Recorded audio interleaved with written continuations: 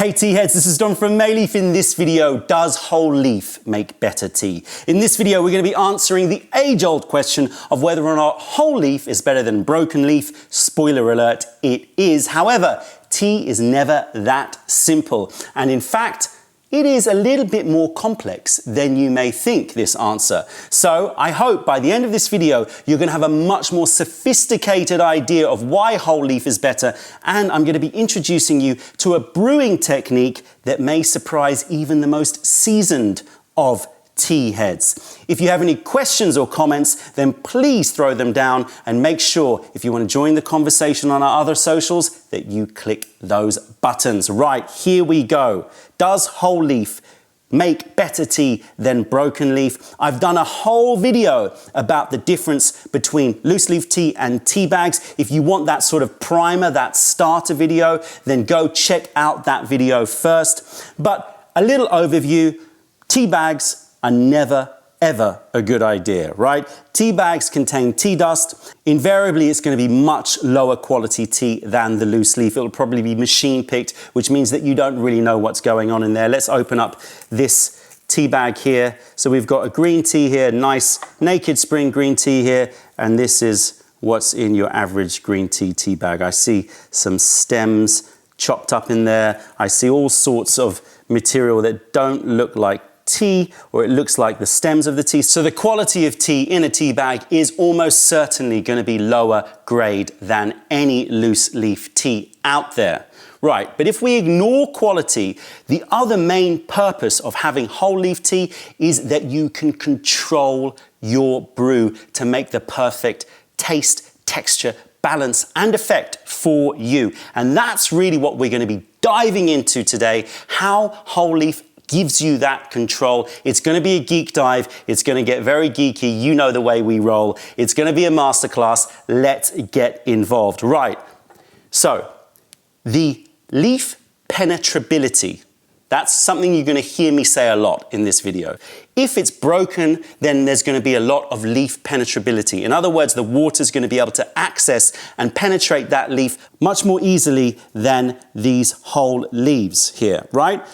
But the penetrability is not just related to whether or not it's broken versus whole. If you take a look here, you can see we have a green tea made from young pickings, and here we have an oolong tea, which is made from larger pickings. And you can see, I hope you can see visually, how much more delicate the membrane around the leaf is. These younger leaves are much smaller, much younger, much more delicate. The membrane is much thinner, and therefore water can access these leaves much more quickly than they can these larger, rougher leaves. And so leaf penetrability is not just related to how broken the leaf is, as in the case of tea bags, but also the picking style, when it was picked, if it's young leaf or if it is larger leaf. I have to say the bud is usually less penetrable than the young leaves. So those silver needles are less penetrable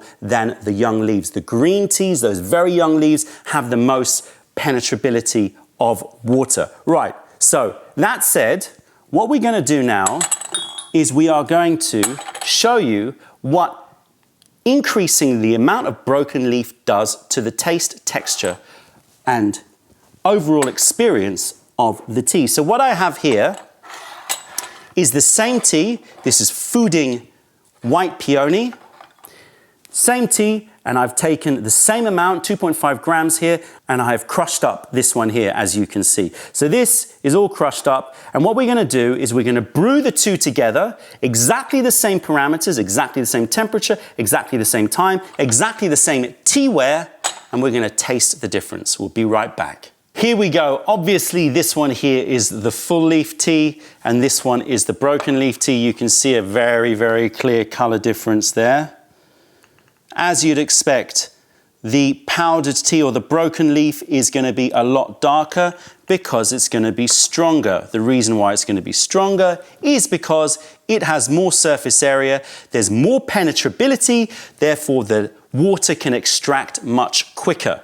You can see here the mulch versus the beauty. Let me just show you those. So mulchy, beauty. So clearly, aesthetically, big difference in the look of the wet leaves. Right. More important than that, taste. Okay, so I'm going to taste this one first.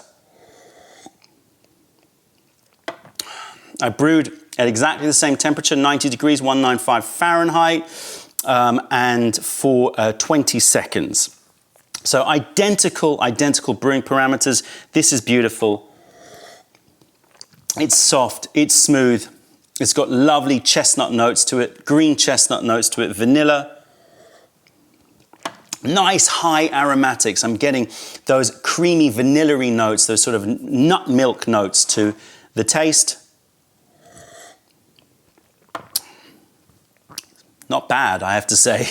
If this was in a tea bag, I wouldn't complain. It's still a very high quality tea, and it goes to show that quality of tea is paramount beyond anything and everything, the quality of the tea. However, what I notice here is less of those bright high notes, less of those high aromatics, definitely stronger in taste and more sort of dissolved leafy taste to it, more of a green sappy taste to it, and definitely much drier on my throat, much drier on my tongue, definitely a lot drier and slightly more bitter. So what's happening here? Well, it's pretty obvious, it's pretty common sense, but we'll quickly go through it. If you break the leaf, then you are increasing the rate of extraction, the speed of extraction.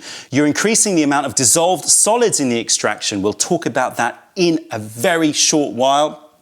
And the result of a faster extraction and also more of these dissolved solids is you have increased strength, you have reduced high aromatics, those bright high notes, those very fleeting volatile aromatics. You're getting more of the sort of plant notes, so the green notes, the woody notes. Sometimes you will get more of a sour note, maybe more of a herbaceous note to it. You're also going to increase the amount of texture and physicality, but that can go too far, and in this case has, because my mouth is very dry after drinking this one here. My throat especially, I'm getting a real catch in my throat because of the amount of those leaf solids in there. And as I said before, it's going to not only increase that dryness and astringency, but it's also going to increase bitterness. So what is going on here? Well, as I just take this one to soften my throat a little bit, I think it's very important when we're talking about whole leaf versus broken leaf that we start to think about the different flavors that we're trying to extract from the tea and where they live on the leaf. What do I mean by that? Well, let me give you an overview, and this is a generalization, but I think it does hold true for most teas. There are two sort of distinct compounds in the tea leaf or on the tea leaf that contribute to the experience of the tea. The first are those volatile aromatics, and that represents the perfume of the tea, the aroma of the tea. Usually those volatile aromatics are very bright, very perfumed, very volatile. They exist more on the surface of the leaf rather than inside the leaf. Obviously, there are volatile aromatics inside the leaf, but you get a lot more on the surface of the leaf, especially if the leaf has been rolled. So these volatile aromatics mostly exist on the surface of the leaf, and they are very easily extracted. They are the first compounds that are going to be brought into the water as soon as you hit the leaf with that hot water. They're going to extract very quickly, and therefore they are sort of the first aromatics, the first compounds that are extracted, and they're more prevalent and more predominant in the earlier infusions. In those first few infusions, you're going to get a lot more of those volatile aromatics. And one of the keys in having a good session is trying to preserve the level of aroma in your tea. And in order to do that, you need to lower temperature as much as you can, because as you increase temperature, that means that the aromatics are going to fly away much more quickly. And it's important that we understand the distinction between the aromatics which are brought into the liquor. So when you pour hot water over leaf, those aromatics get dissolved into the liquor. But because the liquor is hot in this Guy 1 or in a pot, it's going to start to dissipate. So the hotter the water, you're going to get more dissipation of aromatics from the actual brew and you're going to get more stripped off of the leaf. And that's very important as we move forwards. Also, if you decrease your infusion time by shortening your infusion time, again, you're preventing too many of these aromatics to dissipate from the liquor, from the brew, and from the leaf. It's also important that you drink your tea relatively quickly after it has been brewed and poured off into the gong dao bei or your cup, because the longer you leave it, the more of these aromatics will dissipate. You're going to smell them.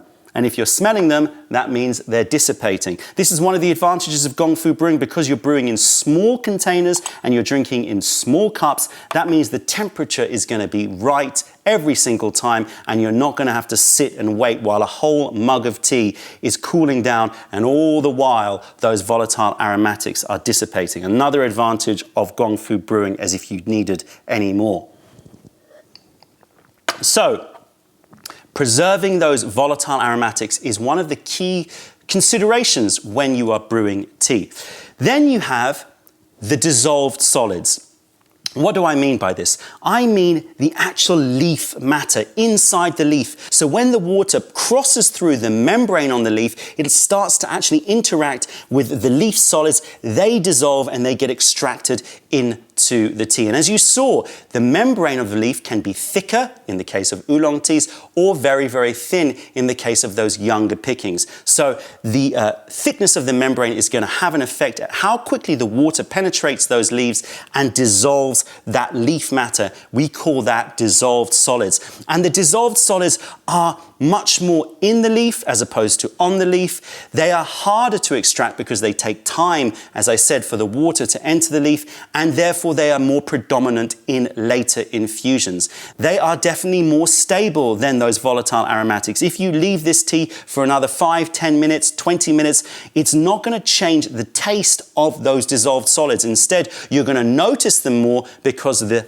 aromatics have dissipated from the tea. So they're much more stable, and you can increase the amount in the brew by increasing the penetrability of the leaf. And you do that by using younger leaves with thinner membranes, or using hotter water, longer infusion times, or breaking the leaf, which is very important when you start to assess whether a whole leaf is better than broken leaf with tea brewing.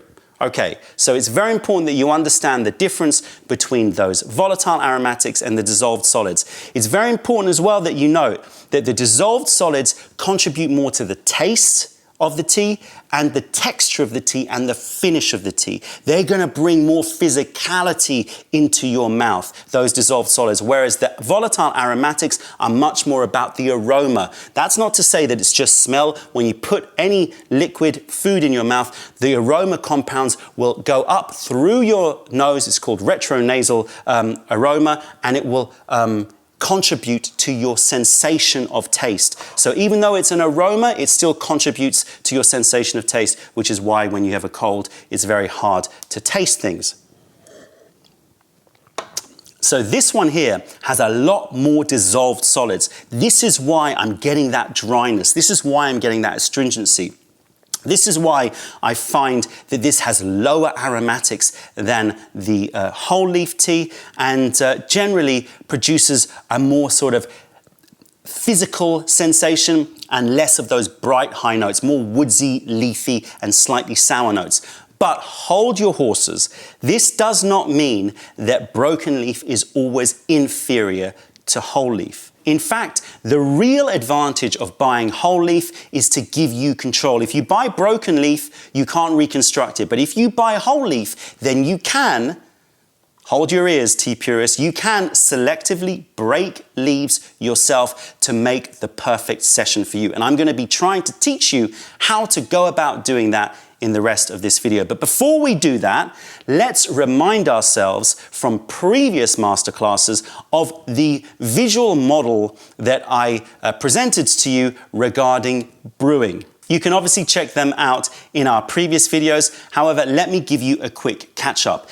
With this model, what we are imagining is that every compound that is in tea, the volatile aromatics, the dissolved solids, anything that contributes to the taste and texture and effect of the tea are represented as marbles. And they will have different shapes. So there'll be ones that are perfectly spherical and ones that are more rough and ones that are almost square shaped. Now, if you imagine a ramp and you imagine that that ramp is divided up into lanes and you have a gate running across the whole of the top of the ramp and a gate running across the whole of the bottom of the ramp. When you load up your leaves into your gaiwan or your teapot, you're essentially loading up marbles in each lane. So each lane contains its own type of marble. So lane 1 is a particular type of volatile aromatic. Lane 2 is a dissolved solid. Whatever it is, just imagine that you've got all of these lanes and each lane contains an individual type of compound and you're loading them up ready for brewing. As soon as you hit hot water over those leaves, you are opening both gates and the marbles are going to start rolling down. If it makes it past the finish line, it's in your tea. Okay, now because of the fact that the marbles have different levels of smoothness, the spherical ones are going to make it down that ramp very easily, whereas the more irregular ones are going to take their time. So this is rates of extraction, the ability for the compound to be extracted into the tea. Now, what we said in our previous masterclasses was that the temperature of the water relates to the angle of the ramp. So if you're using boiling hot water, your ramp is going to be very, very steep. So therefore, even the most irregular marbles are going to make it past the finish line. However, if you are cold brewing, then you're making a very shallow gradient ramp. So they're going to move down more slowly and you're going to get a different balance of compounds, marbles, in your final extraction. Okay? We also said that the infusion time, the length of brewing time, is related to how long you leave the gates open. So obviously, if you leave the gates open for a long period of time, even if you're brewing at slightly cooler temperature, those irregular marbles are going to make it past the finish line because they've had plenty of time to do so, right? In our previous masterclass, we also said that the leaf to water ratio, how much leaf you are using compared to how much water, relates to the number of lanes. So if you're using a lot of leaf to water, then you are really stacking up across a very, very wide ramp. You've got lots of lanes. So even if you're brewing for short periods of time, you're still going to get good, strong extractions compared to if you're brewing with fewer leaves, as is the case with Western style. So how does this model relate to leaf penetrability, the idea of broken leaf? Well, leaf penetrability is related to the friction of the surface of the ramp. So if you have a tea bag, or if you have, in the case of this one, very, very broken leaves, then it's like you've literally poured oil over the ramp. And so even those irregular marbles are going to make it down to the finish line very, very easily, even at cooler temperatures. Very important that you remember that, because all of these factors are related to each other. So one change in one factor is going to have an effect on the other factor. And that's really the key moving forwards as we talk about this breaking of the leaf. So with tea bags or fully broken leaves, you've oiled the entire ramp. However, if you selectively choose to break some leaves, then you're only oiling certain lanes and leaving the other lanes at normal friction. And therefore, again, you're going to be changing the balance of the final brew. It's also worth noting that the types of marbles that exist in the lanes that you are oiling will be more of those dissolved solids ones. So you're not only selectively oiling certain lanes when you crush the leaf, but you're also selecting the lanes which contain more of those dissolved solids. Okay, so that's how this leaf penetrability relates to that ramp model. Let's move on now to understanding how breaking the leaf affects the other parameters in your brewing. Because when you're breaking the leaf, as we said, you're increasing the speed of extraction, you're increasing the amount of dissolved solids in the extraction. But therefore, you are doing similar things to the temperature and the infusion time. And so if you break the leaf, then you can theoretically reduce brewing time and reduce the temperature of the brew. This is key, right? So now we have a way to control temperature, but have similar strength extractions and potentially, play with our EQ in a different way. So when you're breaking the leaves, you can adapt your temperature and change the taste and texture of the tea, especially bitterness. Now, key point here is this. Temperature is the most fundamental factor to control bitterness, much more than brewing time, much more than breaking the leaf. I can guarantee you that. Temperature really affects those very bitter compounds tend to be very, very irregular marbles, and they need heat in order for them to be extracted. Of course, given enough time, given enough broken leaf, as in the case with tea bags, they will extract. But high temperature is the key component to contribute to bitterness, and therefore you can change the taste and control the bitterness by reducing temperature slightly when you break the leaf. You can also increase the number of infusions. Why is that? Well, if you imagine that those volatile aromatics are sitting on the surface of the leaf, if by breaking the leaf I can reduce the temperature and reduce the infusion time, then I'm going to have less dissipation from the leaf. Less of the volatiles on the leaf are going to, on the whole leaf, I should say, are going to be extracted into the brew, right? Because it's lower temperature and it's quicker brewing times. So therefore, I'm going to maintain and preserve more of those volatile aromatics on the whole leaf than if I didn't break the leaf and I brewed for longer and for hotter. I'm also going to be changing the balance of the infusions. This is very, very key. Now, how many times have you brewed an oolong tea and the first two infusions are very aromatic, but a bit soft and lacking that body, and then you hit the third infusion and it sings and it's the perfect level of different compounds. So you're getting enough of those dissolved solids and enough of those aromas, those volatile aromatics, and it's working together to make a very balanced or complete infusion. When you break the leaf beforehand, if you break some of the leaves, then you are sort of top loading, you're contributing to that dissolved solids in the first few infusions. So you're going to get those aromatics, but you're also going to get that nice, complete, balanced flavor and texture in those early infusions, and that means you're maximizing the number of really complete or balanced infusions in your session. So how does this relate to you brewing in a practical way? Well, for me, there's a certain order in which you should look at brewing your teas. And the first most paramount to me after leaf to water ratio and what teaware you're going to brew with is the temperature of the water. As I said before, the temperature of the water is the key component to decide on how much bitterness you want in your tea and also the EQ balance of your extraction. So it's very important that you don't use hotter temperature simply because the leaf is bigger. Now I've got some Wuyi Rock Oolong here, and as you will know, Wuyi Rock Oolong is very large, rough leaves. And so the sort of given knowledge here is that you want to brew with really hot water. And part of the reasoning behind that is because these leaves are so big and so rough, they need a lot of power to penetrate through that thick membrane and start to extract. And for me, that's not the right way to look at it. The right way to look at it is to say, what is the right temperature to get the flavor I want? And for me to try to make that temperature as low as is possible.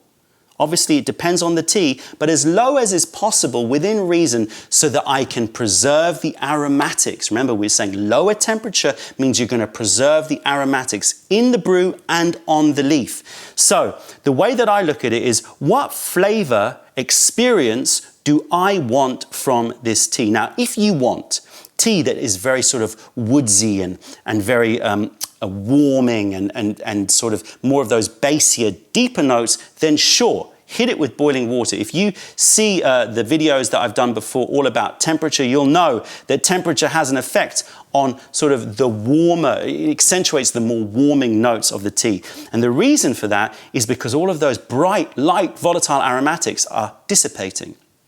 However, sometimes you want your tea to be a bit brighter, be a bit more aromatic. And so this is how one tea can give you many different experiences in the cup simply by adapting the brewing to your taste at that particular time. So let's say I wanted to accentuate more of the bright notes of the tea, more of those floral aromatics, those light, bright, fruity aromatics of the tea, then I want to set the temperature to be lower, not just so that they don't dissipate too quickly from the brew, but also so that I can preserve them on the leaf for longer.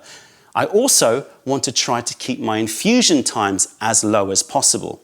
And so because I'm trying to reduce my temperature a little bit and reduce my brewing time a little bit, the only way that I can get a nice balanced extraction throughout my session is potentially by breaking some leaves. And I'm going to show you how to do that in a little while. And for all of you out there that are squinting, going, no, no, no, don't do it, please try this out. I think that it's not for everybody, and it's something that you need to experiment with, but I have found that this has really transformed my ability to adapt a tea to my particular taste at any one time. So the order of factors that I think you need to consider is, first, select the temperature to match the flavor profile of the tea and the amount of bitterness that you want in your tea. In other words, set your angle of your ramp first. That's the first thing you do. Then assess the leaf penetrability. Look at it. If it's a very easily penetrable leaf, like a green tea, something like that, then you're not going to want to break it because it's already easy to cross the membrane in those young leaves. If, however, the leaf is rougher, it's an oolong tea, or it's something that is a bit more armored, then you may want to break the leaf a little bit. In order to reduce the infusion time so you can preserve the aromatics in the brew and preserve the aromatics on the leaf so you can maximize the number of infusions. It's sort of counterintuitive, I know, but by breaking some leaves, you can actually maximize or increase the amount of infusions you get out of the tea because you're reducing the brewing time. Also, by breaking the leaf, you're going to change the balance of the taste. You're going to add more of that dissolved solids taste, more of those woodsy notes, more of those leafy notes. Now, the amount you break is going to be very, very important, of course, but you will be able to control it, and you'll get a sort of experience as you get to know a tea. You'll learn how much of the breaking you want to include in your tea. And also, you're going to change the texture. And it's not just the texture in the mouth, but it's also the finish and the aftertaste. Every tea has its sweet spot. The way that I look at it is a sort of, if you look at this chart, you can see on the bottom axis, you have leaf penetrability. On the y-axis, you have your personal preference. So the higher it is, the better suited it is to your taste, okay? Now, let's assume we've selected our temperature first. So this is same temperature. We've selected our temperature in order to get the perfect balance of taste and to control the amount of bitterness that you want in your brew. Let's first start with the number of infusions. The number of infusions is generally highest with whole leaf. However, counterintuitively, if you break some of the leaf, a small proportion of the leaf, that means you're going to be able to reduce the infusion time, and that means that you're going to have more infusions, because if you reduce the infusion time, you're preserving those volatile aromatics on the leaf, and therefore you're going to be able to get more infusions. I have to say it drops off very quickly though. If you break too much, you're going to get a very, very quick drop off, and you're going to have much fewer infusions. Next up is taste. So we've already set the temperature for the perfect flavor balance for our tastes, but as you increase the number of broken leaves, or you have leaves that are more penetrable to water, you're going to increase the amount of dissolved solid taste. Now, it's personal preference. I personally enjoy that taste a little bit, not too much. I don't want it to go too woodsy. I don't want it to go too vegetal, but I like to have a little bit of that leaf sappy taste in my tea. So I may increase the penetrability by breaking the leaf if I feel that the leaf is a rough leaf and needs that done to it.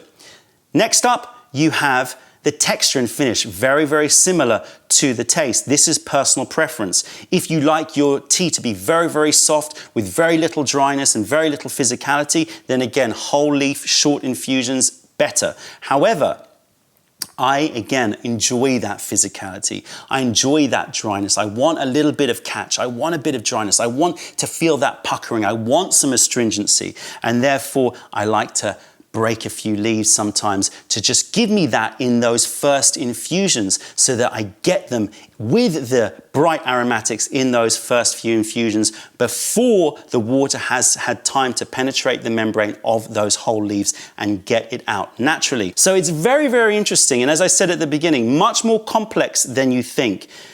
Leaf penetrability has an effect on all the other parameters, and if you know how to control them as a master brewer, you can make really, really divine tea. Now I'm going to show you how I like to do this with this Wuyi Yancha. So this is Da Hong Pao Empress Oolong.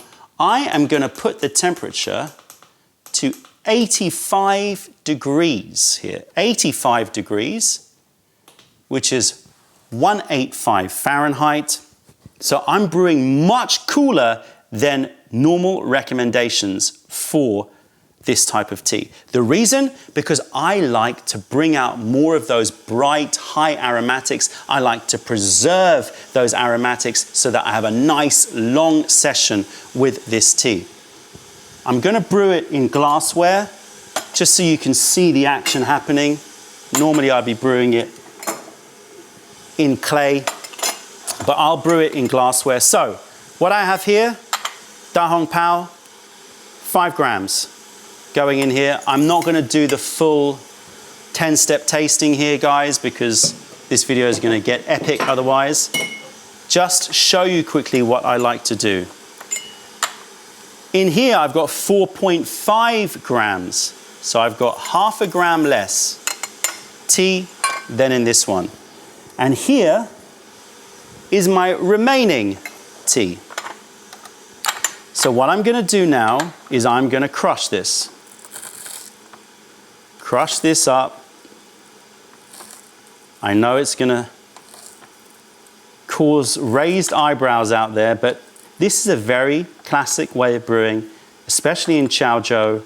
It's not something that I've invented.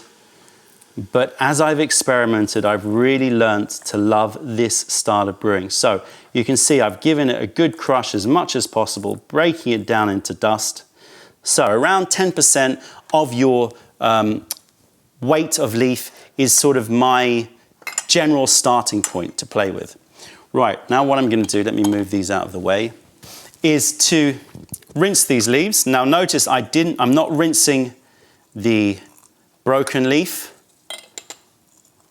because that will extract very, very quickly. We'll put this here and we're going to quickly pour these off. Here we go. So these are now rinsed up. And now what I want to do is I just want to shuffle these leaves towards the front. So I'm just shuffling them towards the front. And then, let me just pour this rinse away. And then I'm going to take this dust and I'm going to put it at the back of the teapot. The reason for that is I want to try to use these leaves as much as possible. Oops, some left over here. Use these leaves as much as possible for filtering so that we try not to get too much dust going, too much of these broken leaves going into the tea. Right. Ready to brew, people? Here we go. So I want to make sure that I do this accurately. So I'm just going to pull up a stopwatch so that we really, really do this exactly the same. We've got 83 degrees here. So very, very cool water. This is key here. This broken leaf allows me to do this. So therefore I can EQ the balance and make for a brighter, more aromatic tea. If I wanted something warmer and woodsier, as I said, then sure, I can definitely brew it with hot water. But in this case, I'm looking for a little bit more of a brighter tea. So I'm going to pour this water in up to the same point, start my stopwatch, and I'm going to brew it for 20 seconds. 20 seconds to when I start pouring. So it's going to be a bit longer. actually, you know what? Let's do 15 seconds so that we're trying to reduce the time down. So that's 15. So the broken leaf allows me to not just reduce temperature, but also to reduce brewing time. Do it again. Make sure I pour over the leaves up to the same point, just there. Hit go, and we'll do 15 seconds here. And we'll see the difference in the color, and we'll see the difference in the taste and the texture.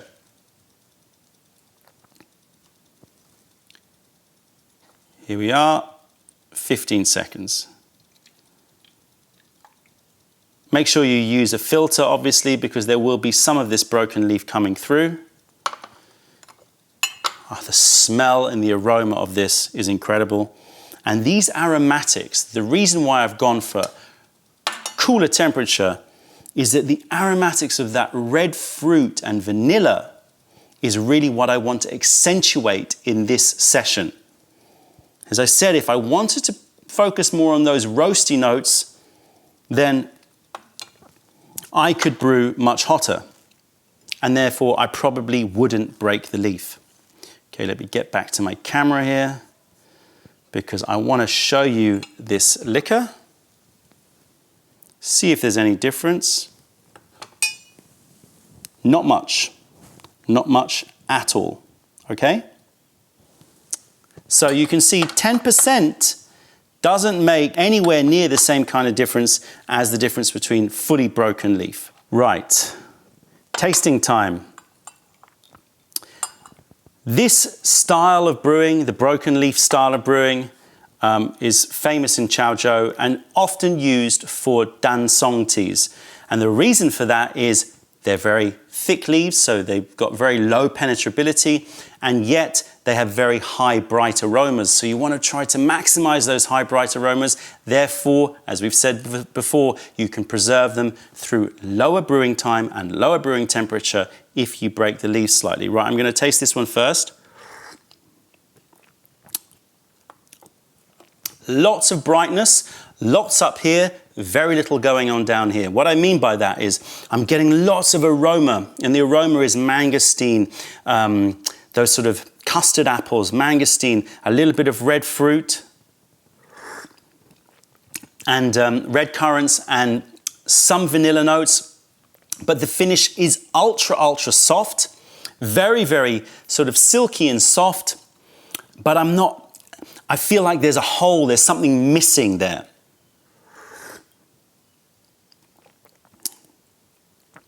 It's unbelievable what 10% does. I'm telling you, it's incredible.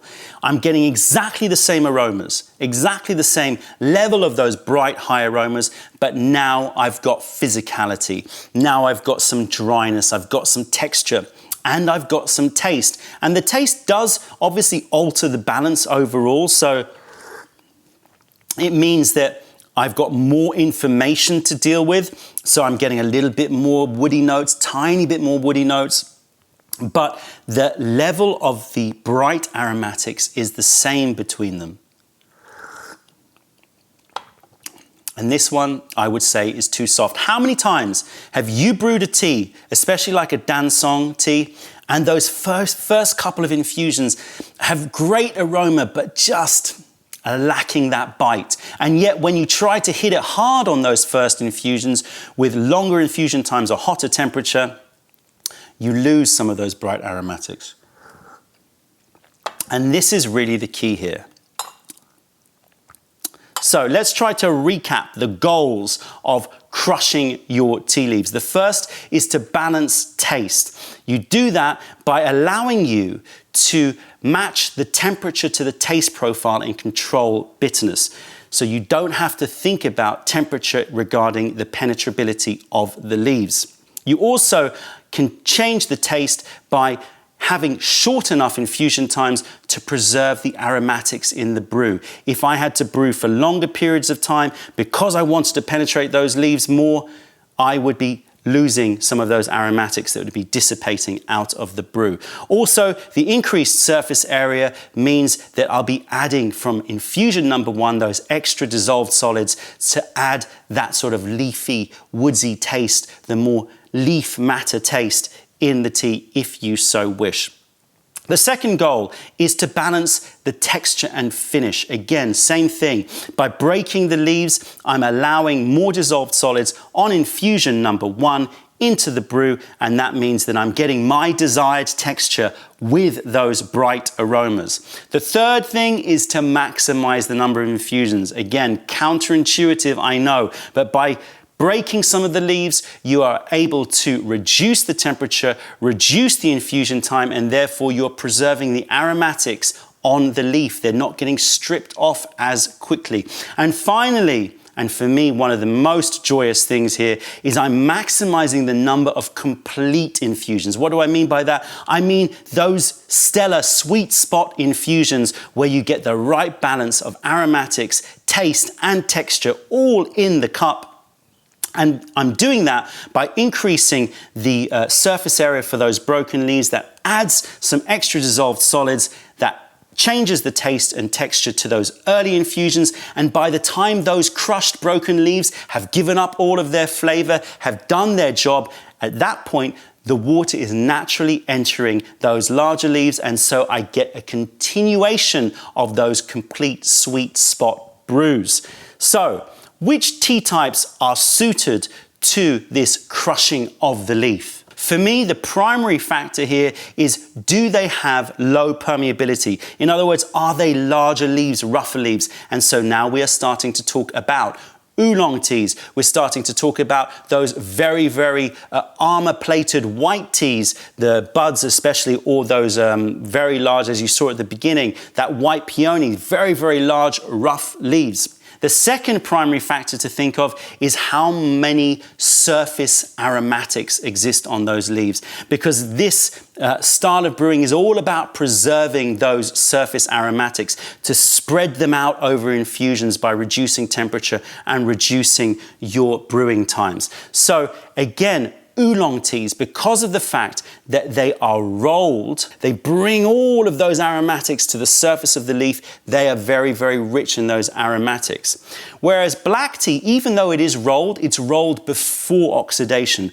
So because it's rolled before oxidation, those volatile aromatics change a lot, and I find that they're less bright. And therefore you don't need to worry so much about protecting them. But you can, and black teas can work with this kind of brewing method if they are larger leaves, as I said before. And then you have a secondary factor. The final factor is, does the flavor of the tea suit lower temperatures and lower infusion times? If they do, then crushing the leaf may be an option. So for me, teas that you may want to experiment with this crushing leaf method are white teas, green oolongs, medium oolongs, dark oolongs, large black teas, and depending on the raw pu'er, depending on the sheng cha that you have, you may want to, if you really want to preserve those high note aromatics by brewing at lower temperature, but you still want that kick, that body, that texture that comes with sheng pu'er, raw pu'er tea. So those are some tea types that you may want to experiment with. I would suggest 10% as your starting point. So let's go back to the original question.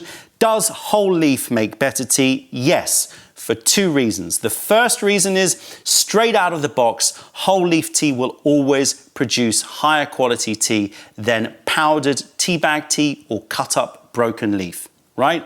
But the second reason, and something that I hope that you have more understanding of, is that whole leaf tea gives you control. It allows you to adapt your tea sessions to your taste on any given day. Very, very interesting. I hope that you give it a try. Check out our other videos. Make sure you follow our masterclasses. If you've got any questions, comments, or video ideas, then please throw them down. Other than that, thank you for being a part of the revelation of true tea. Stay away from those tea bags. Keep drinking the good stuff and spread the word, because nobody deserves bad tea. Bye.